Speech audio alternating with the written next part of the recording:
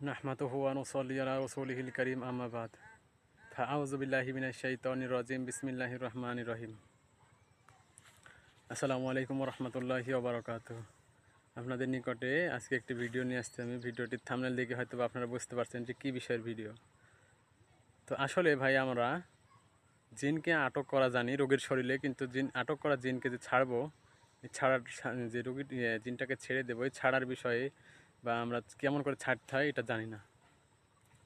তো সেই জন্য আপনাদের সন্নিকটে আমি একটি ভিডিও নিয়ে আসছি, জিনকে রোগীর শরীর থেকে ছেড়ে দেওয়ার বা কী আয়াত পড়লে বা কী বললে জিনটি রোগীর শরীর থেকে চলে যাবে, সেই বিষয়ে আপনাদের কাছে আমি একটি ভিডিও তুলে ধরছি।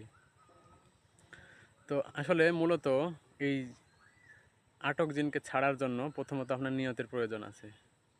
তো নিয়তটি আসলে এইরকম যে নিয়ত ইন্নামাল আমালু বিন্নিয়াত, সকল কাজ নিয়তের উপর নির্ভর করে। এটা আপনারা জানেন অবশ্যই, আশা করি যে আসলে প্রত্যেকটি কাজ নিয়তের উপর নির্ভর করে। তো আসলে যদি আপনার নিয়ত যদি ঠিক না থাকে তাহলে কোনো কাজই হবে না। আর যদি নিয়ত ঠিক থাকে তাহলে ইনশাআল্লাহ আশা করা যায় যে প্রত্যেকটি কাজেই আপনি সফল হতে পারবেন। তো প্রত্যেকটি কাজ যেমন নিয়তের উপর নির্ভর করে, তো সকল কাজের সকল কাজের আপনার প্রত্যেকটি কাজেরই একটা নির্দিষ্ট টাইম, নির্দিষ্ট সময় বা নির্দিষ্ট পদক্ষেপ বা নির্দিষ্ট বিষয়বস্তু আছে। তো প্রত্যেকটি বিষয় যেমন আপনাদেরকে জানতে মানতে বা বুঝতে হবে, তেমনভাবেই যে আপনি একটা রোগীর শরীরে জিনকে আটক করছেন, বাস পড়ে গেছে। এখন আপনি যদি তাকে ছাড়তে না পারেন কী হবে?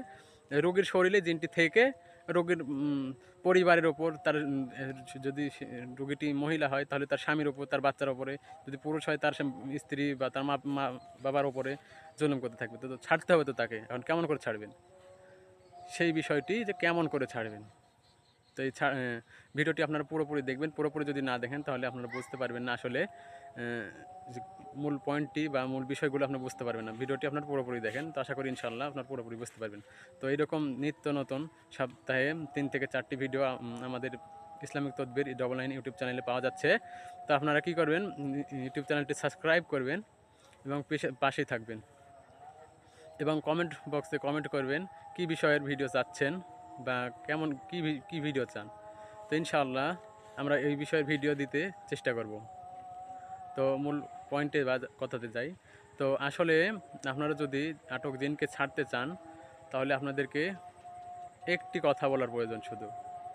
জিনের রোগীকে আপনি আটক করছেন, মানে জিনকে রোগীর শরীরে আটক করছেন, শুধু একটি কথা বললেই জিনটি রোগীর শরীর ছেড়ে চলে যাবে। তো জিন কিন্তু যেতে পারবে না যতক্ষণ না আপনি বলছেন, আটক করার পরে যতক্ষণ আপনি বলছেন যে জিনকে যাওয়ার কথা বা যে কোরআনের যে আয়াতটি আপনাকে পাঠ করতে হবে বা যাওয়ার কথা যা বলতে হবে, যতক্ষণ না রোগীর শরীরে আটক হয়ে আছে সে জিন কিন্তু কোনো দিন যেতে পারবে না।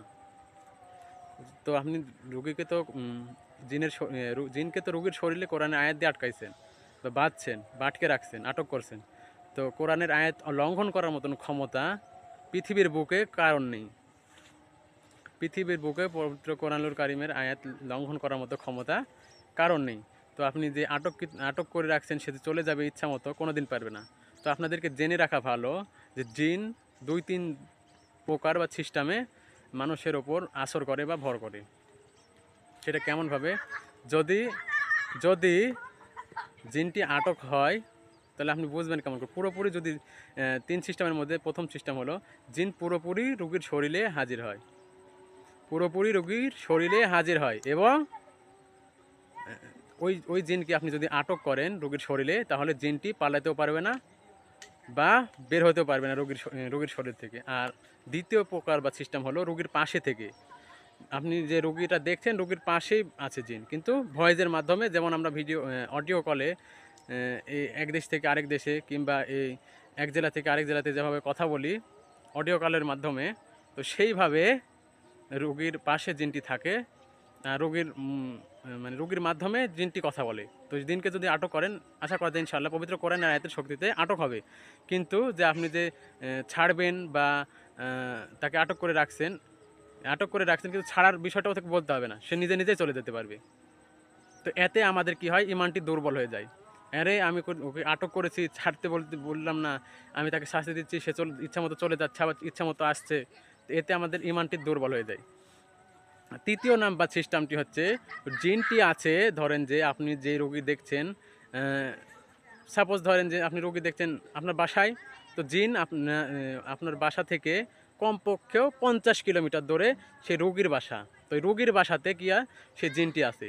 তো ওই রোগীর বাসা থেকে ওই জিনটি আপনার মাধ্যমে ভয়েসে কথা বলছে দেখা যাচ্ছে। সে জিনটি ভয়েসে ওই রোগীর মাধ্যমে আপনার সাথে কথা বলছে, হ্যাঁ সুন্দরভাবে কথা বলছে। সে জিনটি ভয়েসে আপনার সাথে কথা বলছে, সুন্দরভাবে কথা বলছেন, আপনি ভাবছেন যে যে রোগীর শরীরে হাজির আছে জিনটি, আপনি আটক করছেন কিন্তু আটক হয় না। তো আপনাকে এই বিষয়গুলো আগে বিস্তারিত জানতে হবে এবং প্রত্যেকটি বিষয়ের প্রতি লক্ষ্য করতে হবে। তো যে মূলত যে 1 নাম্বার যে সাজেশনটা, যে পরামর্শটা আপনাকে দেবো আমি,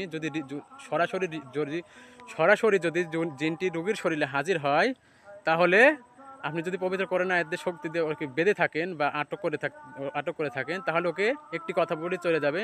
সে একটি কথা হচ্ছে, সে জিন যদি বলে যে আমি তোমাকে ছেড়ে দাও, আমি চলে যাচ্ছি, বাস আপনি শুধু একটি কথাই বলবেন, যাও, চলে যাও, বাস এতটুকু কথাই যথেষ্ট আপনার।